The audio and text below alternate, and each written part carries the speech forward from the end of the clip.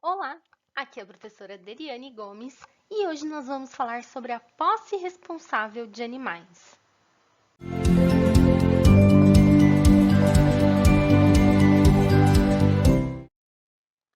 Uma coisa é fato: o convívio com os animais traz muitos benefícios, tanto à saúde física quanto à saúde mental do homem.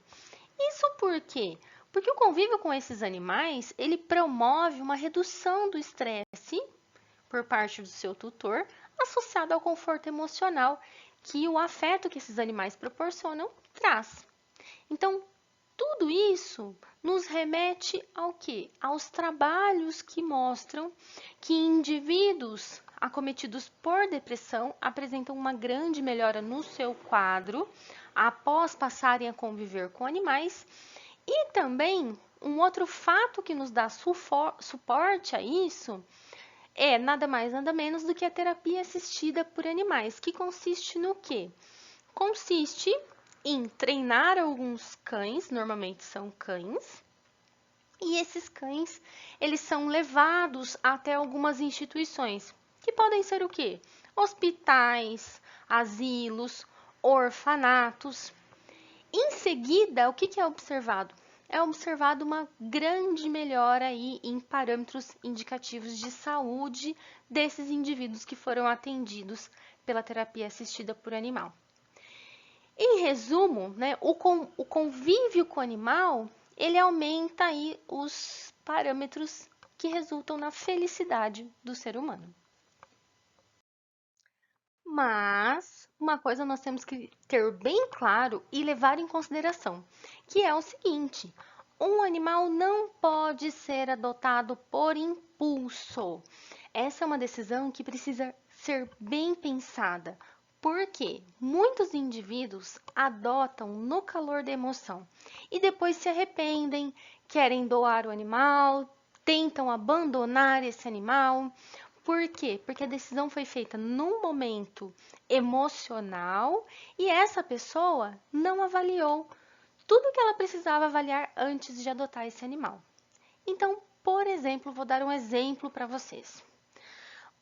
Uma pessoa, né, uma determinada pessoa, ela vai visitar um amigo. Quando ela visita esse amigo, o que ela vê? Ela vê na casa desse amigo um animal todo bonitinho. Vou dar um exemplo assim, um shih tzu, um maltezinho, todo cheio de lacinhos, né, com aquelas madeixas longas, bem cuidadas. E ela vê que o animal é todo carinhoso. O que acontece? Nesse momento gera emoção e a pessoa quer um cachorro também, tá?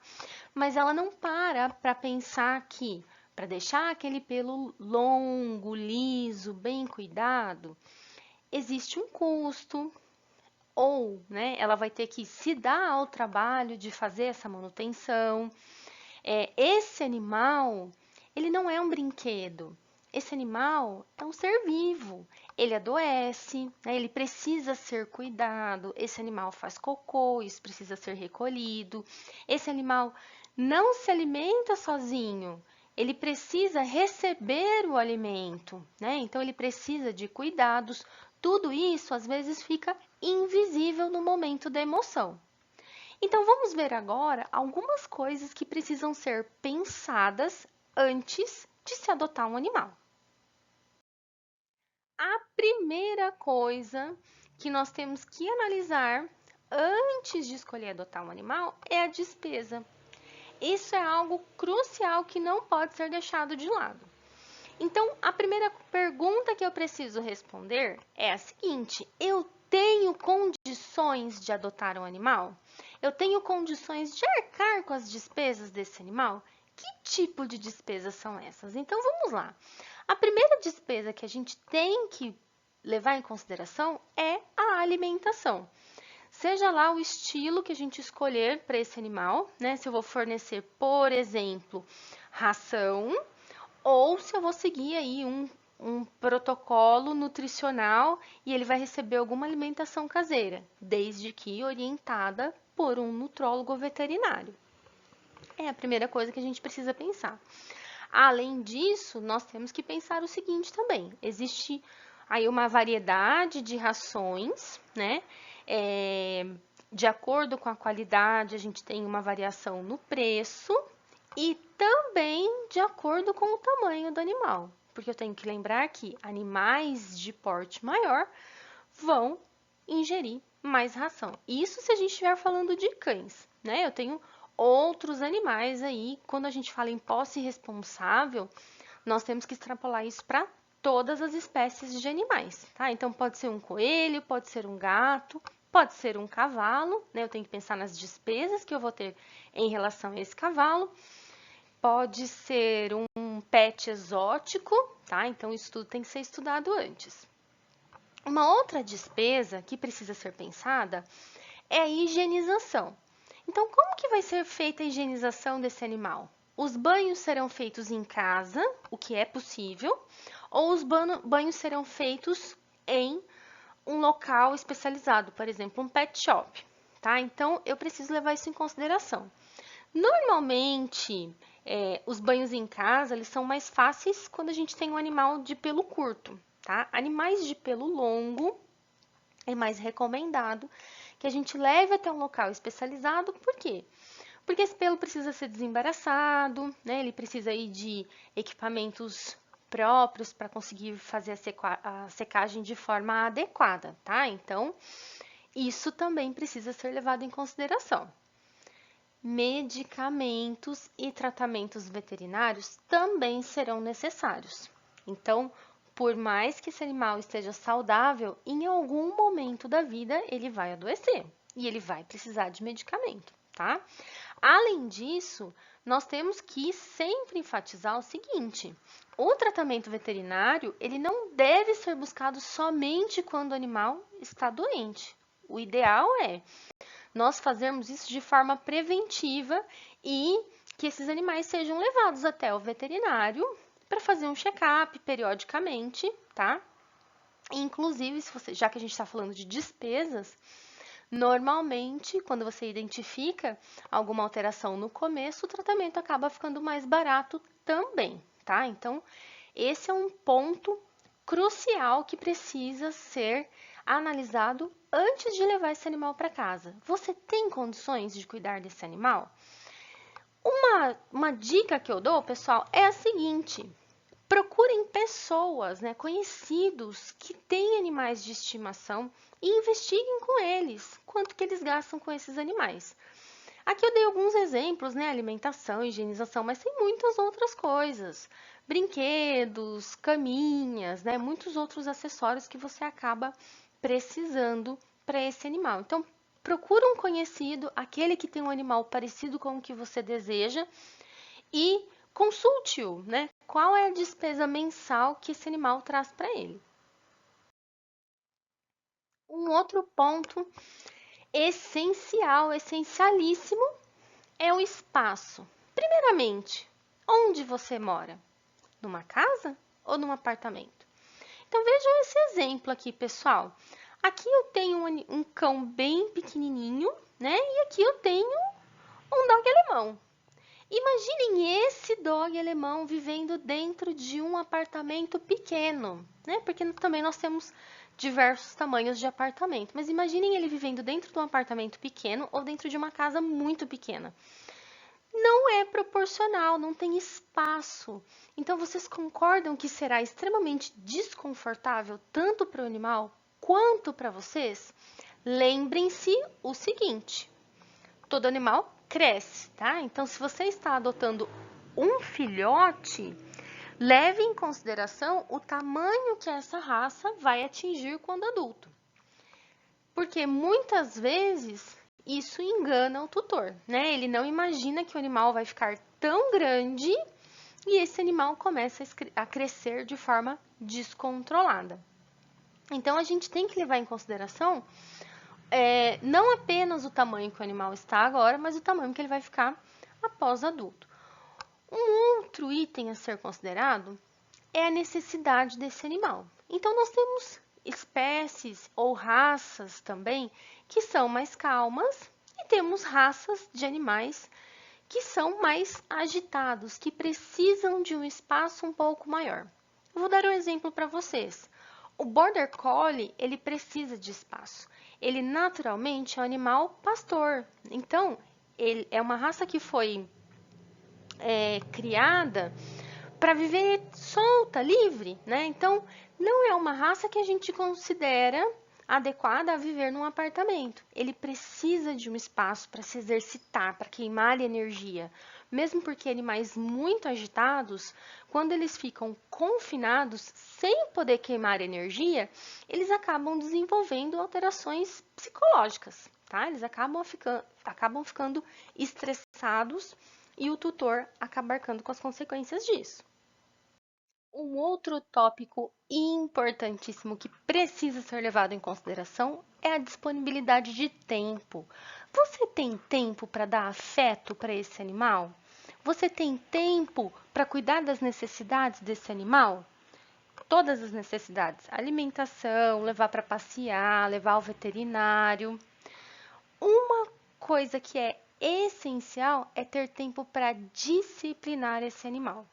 E aí, quando eu falo disciplina, não precisa ser exatamente um adestrador, tá? Você precisa disciplinar esse animal para que ele tenha um bom convívio com a família. Portanto, esse animal tem que ser ensinado onde ele pode fazer as necessidades, onde ele pode frequentar, se ele pode entrar ou não entrar dentro da residência.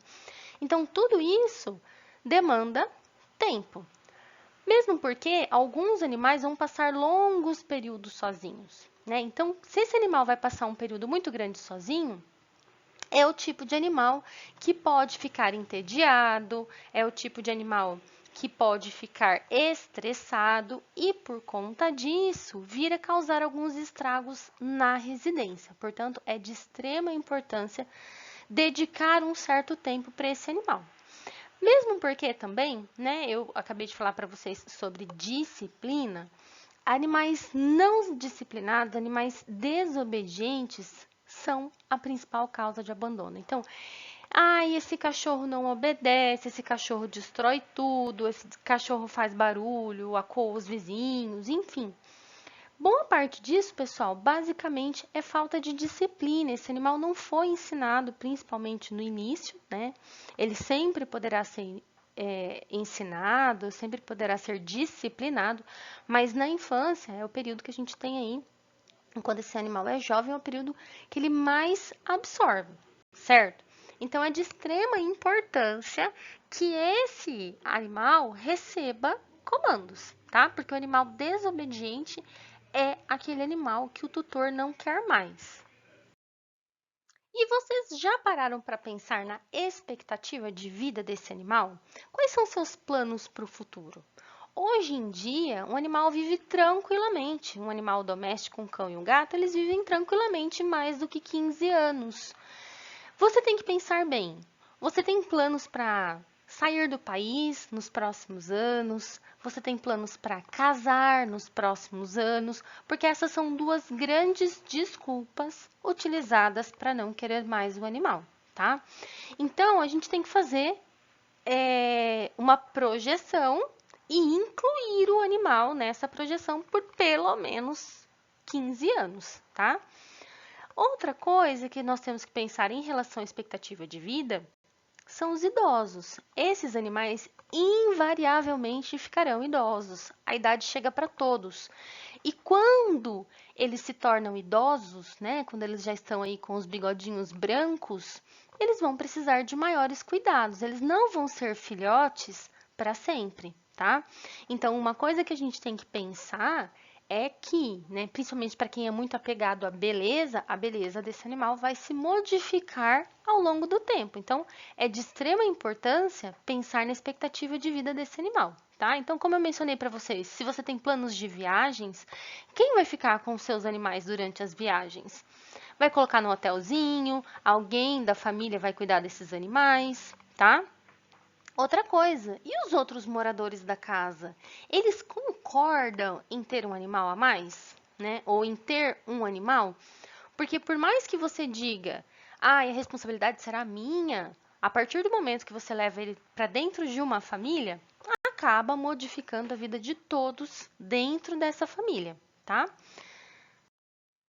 E agora um tópico polêmico: adotar ou comprar o animal? Bom, vamos lá. Quando a gente fala em adoção, a gente resolve um problema social, que é a ocorrência aí de animais errantes, né, animais abandonados. Então, eu forneço um lar para esses animais. E isso, com certeza, né, é muito esperado. Porém, a gente tem que pensar alguns tópicos nesse momento. Principalmente quem participa das campanhas de adoção precisa ser muito honesto com as pessoas que estão lá interessadas em adotar. Primeiramente, alguns desses animais podem vir com algumas doenças adquiridas, tá? Então, são doenças desconhecidas e esse tutor vai ter que lidar com isso à medida em que ele for descobrindo essas doenças, tá? Em segundo ponto, alguns desses animais, principalmente os animais adultos, eles podem vir com hábitos adquiridos. Então, por ele ter passado muito tempo na rua, ele pode adquirir o hábito de querer fugir eventualmente, né? Por mais que ele ame o tutor, a residência, o afeto que ele recebe, ele também aprecia a liberdade que ele tinha antes. Então, eventualmente, alguns desses animais têm o hábito de fugir das residências, de revirar as latas de lixo, porque eles passaram muito tempo, né, fazendo isso. Um outro tópico extremamente importante em relação à adoção, tá? E isso agora não é inerente a quem adota, mas quem participa das campanhas de adoção oferecendo esses animais. Principalmente quando é filhote, né? Alguns, não são todos, né? Mas algumas campanhas de adoção tentam oferecer para os interessados algo que o animal não é. Então, por exemplo, a pessoa interessada em adotar chega e fala assim: eu quero um animal de porte pequeno. E a pessoa que já tem experiência com animais sabe que esse animal, né, tem tendência a ser um animal de porte grande. Não, ele vai ficar pequeno, tá? Então, em algumas campanhas de adoção, eles tentam, né, por mais que eles tenham boas intenções, eles tentam empurrar os animais, às vezes faltando com a verdade em alguns pontos. Então, isso não pode acontecer, né? A gente tem que orientar, né, as pessoas que estão trabalhando nessas campanhas de adoção para que isso não aconteça. Por quê? Porque esse animal pode vir a ser abandonado novamente no futuro, porque não é aquilo que o tutor está procurando, tá? Bom, então tudo isso tem que ser levado em consideração. Claro que também tem outras vantagens, né, além da gente fazer esse controle de animais abandonados. Esses animais, eles costumam vir já castrados, vermifugados, com a primovacinação completa, ou pelo menos com a primeira vacinação. Então, traz também algumas vantagens para o tutor. Se, porventura, você observar que o tutor, ele quer um animal muito específico, né? Ele quer um animal da raça X, ele quer um animal que tenha exatamente o tamanho Y, o indicado é que esse tutor compre. Por quê? Porque ele não tem segurança, né, de que esse animal que ele está adquirindo lá na campanha de adoção vai ter as características que ele precisa, tá? Que ele quer ou que ele faz questão. Então, nesse caso, é indicado que esse tutor compre, porque se esse cãozinho não se transformar, né, naquele tamanho que ele quer, naquelas características que ele quer, ele pode vir a abandonar esse animal novamente. E já que a gente falou que uma das vantagens das campanhas de adoção era que, né, os animais vinham castrados, vamos discutir um pouco o porquê da castração. Bom, pessoal, a castração ela é importante para a gente porque, vamos ser bem francos, ela reduz crias indesejáveis, né? Então, eu não estou nem falando de animais de rua, estou falando de animal domiciliado. Se a cadela estiver gestante, né, e porventura vier a ter 8 filhotes, muito provavelmente esse tutor não quer os 8 filhotes, se foi, né, uma gestação não planejada. Então, o que acontece? Ele vai tentar encontrar donos, né, encontrar tutores para esses filhotes, porque ele não vai querer ficar com os 8 filhotes, E se ele não encontrar, alguns deles acabam abandonando, né? Jogando esses filhotes em residências, enfim. Então, um dos principais motivos da castração é redução de abandono.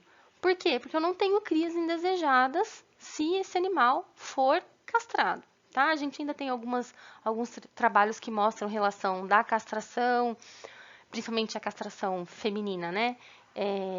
Nesse caso, a redução da incidência de tumor de mama na castração de cadelas e gatas. Então, a gente tem algumas outras vantagens. Alguns tutores buscam a castração por quê? Porque a castração reduz, né, a quantidade de hormônio circulante, principalmente nos machos, isso vai fazer com que ele fique mais calmo. Além disso, gente, é um processo permanente, não tem retorno. Então, esse animal que eu não quero que ele tenha prole, né, que eu não quero que ele procrie, ele não vai procriar mais. Né? Então, aqui a gente tem uma imagem que representa exatamente o que a falta de castração faz. Né? Então, olha só, um animal, em um ano, ele pode ter mais ou menos 12 filhotes, tá? E depois de 10 anos, esses filhotes vão tendo seus próprios filhotes, que vão tendo seus próprios filhotes. Depois de 10 anos, nós temos cerca de 80.399.780 animais provenientes de um único animal, tá? Então, a castração, ela, nesse sentido, ela nos ajuda no controle populacional, principalmente quando eu estou falando de animal errante, né?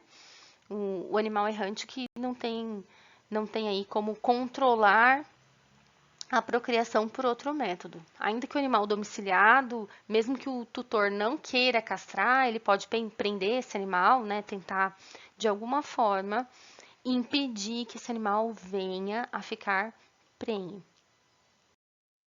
E aí, seguindo essa mesma linha de raciocínio, a gente estava falando de adoção, de castração, justamente para reduzir o abandono, tá? Mas o abandono, na grande maioria das vezes, ele é o quê? Ele é falta de planejamento antes da adoção, tá? Na grande maioria das vezes, o abandono advém daí. Então, vamos lá. Olha, adotou porque achou bonitinho e aí ele roeu um sapato, o que é totalmente esperado para um animal durante o período de infância. Por isso que ele precisa ser disciplinado, porque à medida em que ele vai crescendo, ele tem que parar com esse hábito de roer sapatos. A minha dona saiu de férias. Como assim, gente? A dona saiu de férias? O importante é que ela encontre alguém para ficar com esse animal. Ou ela leva o animal para um hotelzinho. Ou então, organiza as férias de forma a levar o animal junto. Existem muitos hotéis que aceitam pets. Os meus donos vão ser pais. Ser pai e abandonar o animal não tem nada a ver, tá? Então, agora a família vai crescer, esse casal ele precisa se organizar para cuidar do cão e cuidar do novo bebê que está chegando. Arranhei o sofá novo, tá? Então, novamente, pessoal, falta de disciplina ou falta de preparo da família, né? Providenciar um arranhador artesanal, né? Ou o mesmo comprado para esse gato. O meu dono mudou de país. Arruma a papelada porque tem como levar o cão junto, tá bom? A minha dona é alérgica. Bom, se é alérgica, aí que não deveria ter adotado o animal mesmo, né? Então, por isso que eu digo que tem que ser super pensado antes. Agora, né, vamos parar de falar de assuntos tristes, vamos falar de uma coisa boa. Passeio, pessoal. Os animais precisam de passeios, mesmo aqueles animais que vivem em casa, né? Normalmente os tutores levam para passear com frequência os cães que moram em apartamento, porque eles não querem que o cão faça xixi dentro de casa, tá? Mas mesmo os animais que vivem em uma residência, eles precisam de um passeio pela saúde psicológica dele mesmo, tá? Bom, de modo geral, eu tenho que pensar o seguinte: nas condições normais, o meu cão ele tem que ter restrição de acesso à rua, o meu cão e o meu gato. Como assim restrição de acesso à rua? O seu animal, ele é sua responsabilidade e ele precisa ficar nas dependências da sua residência. Então, pessoal, ele não pode ter livre acesso à rua. Por quê? Porque ele pode se machucar, ele pode ser atropelado, ele pode, por exemplo, colidir com um motoqueiro e esse motoqueiro cair, ele pode causar tombo de ciclistas, enfim, uma série de coisas podem. Ele pode se perder e nunca mais voltar, uma série de coisas podem acontecer. Quaisquer atos que o seu cão cometa quando ele estiver na rua, a responsabilidade é sua, né? Portanto, se ele colidiu com o motoqueiro, porque ele saiu correndo atrás do motoqueiro e o motoqueiro caiu, o conserto da moto, o tratamento médico do motoqueiro é responsabilidade sua, tá? Tem que ficar bastante atento em relação a isso. Bom, existem algumas regras para o passeio com cães, e isso é legislação, tá? Quais são elas? Todo cão ele tem que passear com guia e coleira, tá? Então, uma guia e uma coleira que sejam adequadas para o porte desse cão, certo? Cães pequenos usam guias e coleiras mais delicadas, né? Digamos assim, e por exemplo, um cão mais forte, um pitbull, um rottweiler, ele precisa aí de coleiras e guias que consigam suportar a sua força. Além disso, ele precisa ser conduzido por uma pessoa que consiga contê-lo, tá? Então, não adianta você querer passear com um cão forte por aí se ele te arrasta. Por quê? Quando ele vira um outro cão, uma outra pessoa, ele pode avançar nesses animais e conseguir morder porque você não consegue conter esse animal. Se for um cão de raças consideradas perigosas, tá? E pessoal, não precisa ser um animal perigoso, tá? As raças perigosas, elas são, ou potencialmente perigosas, elas são determinadas por lei, tá? Então, a gente tem uma legislação que diz que são os pitbulls, os rottweilers, os mastins. Por quê? Porque a mordida deles é forte, tá? Então, uma mordida é capaz de causar aí grandes estragos. Eu amo pinchers, né? Mas confesso para vocês que eu acho o pincher mais perigoso no sentido de que ele é um animal mais bravo, né? Mais nervosinho. Brincadeiras à parte, né? Ele é um animal pequeno e a mordida dele não costuma levar outros indivíduos, outros cães ou mesmo humano a óbito, tá? Então é por isso que os cães dessa raça, eles devem ser conduzidos com focinheira. Claro que deve ser uma focinheira adequada ao tamanho do animal, né? Não é uma focinheira para machucar o animal. Bom, além disso, pessoal, todo bom cidadão tem que saber que se o cão fez cocô na rua, se o cão defecou, as fezes precisam ser recolhidas e jogadas numa lixeira, tá? Então, isso é dever do tutor. Existem diversas legislações municipais, estaduais, que atribuem, inclusive, multa para quem não recolher as fezes do cão, tá? E não esquecer também, pessoal, que eles não usam sapatos e, portanto, eles não devem sair nas horas mais quentes do dia, porque eles podem queimar as patinhas. Nós falamos lá no começo, né, que uma das despesas que a gente tem com o animal é veterinário. Mas a gente tem que pensar que a saúde do animal vai muito além do veterinário. Então, a saúde está ligada ao quê? A uma boa alimentação, né? Então, é interessante aí que os tutores deem uma estudada do que é uma boa alimentação, tá? Entupir o animal de petiscos não é sinônimo de boa alimentação. Fornecer para o seu animal tudo que você come também não é sinônimo de boa alimentação, tá? Água de boa qualidade, porque a gente tem uma série de doenças que são transmitidas através da água. O animal ele tem que ter abrigo, pessoal. Abrigo para que ele se esconda do sol e da chuva. Então, se é um animal que não vive dentro de casa, ele tem que ter um local que ele possa se abrigar. Ele não pode ficar no tempo, o tempo todo. Esse animal precisa de higiene, e aí o tutor precisa se organizar para ele saber se ele vai proporcionar a higiene do animal ou se ele vai levar numa instituição especializada. E aí, é até uma dica que eu dou para vocês, né? Então, se você não quer ficar gastando com pet shop, Se você não tem recursos para ficar bancando um pet shop o tempo todo, todas as semanas ou a cada 15 dias para um animal, busque uma raça que não precisa de muitos cuidados, que ela é fácil de ser higienizada, uma raça que tenha pelo curto, né? Que eu não preciso ficar aí fazendo tosa, fazendo escovação desse pelo. Da mesma forma, pessoal, a gente tem que pensar na sanidade do animal. Então, o mínimo que eu tenho que fazer pela saúde desse animal é manter o esquema de vermifugação e de vacinação desse animal em dia, tá? Manter o esquema de vacinação e vermifugação desse animal em dia. Isso significa que eu devo procurar orientação veterinária para que o meu animal receba um protocolo de vermifugação adequado ao estilo de vida dele, tá?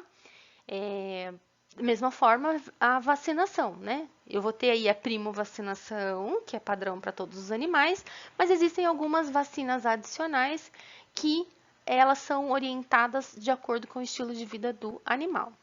Todo animal precisa de exercício, assim como nós, tá? Então, da mesma forma, o tutor precisa despender um tempo para dar atenção a esse animal, para colocar esse animal para fazer algum exercício. Algumas vezes o tutor ele adota 2 animais, então eles já brincam entre eles, se exercitam entre eles. Outras vezes o tutor não tem tempo, porém ele pode providenciar creches, que hoje em dia está cada vez mais comum, né? Cada vez mais frequente. A gente tem creches e outras escolinhas para cães. E claro, né, levar esse animal frequentemente no veterinário para que seja feito um check-up e, eventualmente, se o animal venha a adoecer, ele vai precisar também, novamente, né, do médico veterinário. Bom, pessoal, e é de extrema importância que esse animal seja identificado. Por quê?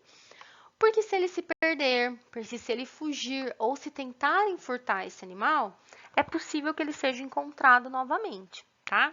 Então, como que a gente faz essa identificação? Essa identificação pode ser feita através de placas, então são aquelas plaquinhas que a gente pendura nas coleiras, e eu tenho que conter pelo menos o nome do animal e o contato do tutor, tá? De preferência o nome do animal, o nome do tutor e um ou mais telefones para entrar em contato com o tutor. Algumas vezes pode ser feita a chipagem desses animais. A chipagem, ela ajuda bastante, só que a gente tem que levar em consideração também que para ler a informação do chip, eu preciso de um equipamento apropriado, tá? Então, a pessoa que encontrar esse animal, ela não tem certeza se esse animal tem chip ou não, ela vai precisar levar um veterinário que tenha o leitor do chip e tente identificar esse animal, tá? Além disso, alguns municípios exigem o registro desses animais, não são todos os municípios, tá? Então, o ideal é você associar mais de um método de identificação para que seja fácil encontrar esse animal no futuro. Hoje em dia a gente tem também algumas plaquinhas que vêm com sinal de GPS, tá? Então, quando o animal se perde, o tutor ele tem pelo menos uma área de onde, pelo qual ele pode iniciar as buscas por esse cão. E por fim, e mais importante de tudo, esse animal precisa de amor, pessoal. Ele precisa de afeto. Porque além da saúde física, nós precisamos zelar pela saúde psicológica, pela saúde emocional desse animal. Lembro vocês que as alterações psicológicas, as alterações emocionais, elas refletem em algumas afecções físicas, certo? Então, é de extrema importância que você só adote se você realmente tem capacidade de amar e dar afeto para esse animal, tá? Por quê, gente? Porque ele também tem consciência, tá?